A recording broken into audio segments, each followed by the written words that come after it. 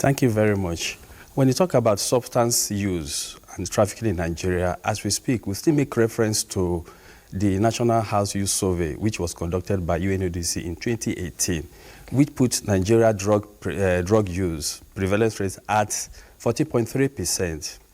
What does that tell us? That shows that 1 out of every 7 Nigerians must have used drugs or any other substances within the period the survey was conducted, between the age of 15 and 64. Now, what are those drugs that are commonly abused? Just as the report told us, it's cannabis. And why cannabis? Cannabis is cultivated in Nigeria. That shows that it's affordable, it's accessible, you can access it, and to an extent, affordable. So it's going to be the leading drug of abuse in Nigeria, followed by pharmaceutical opioids. We talk about tramadol.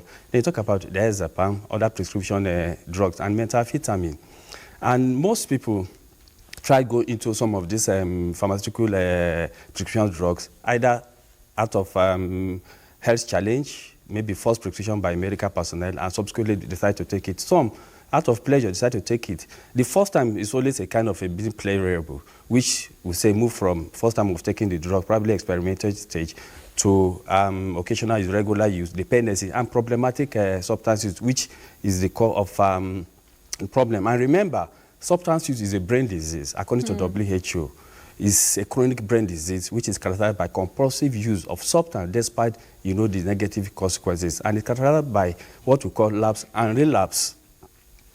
Now, the major issues you ask, why are people going into substance use, which is the question that always coming up. We have what we call risk factors, we have predisposing factors, we have risk factors.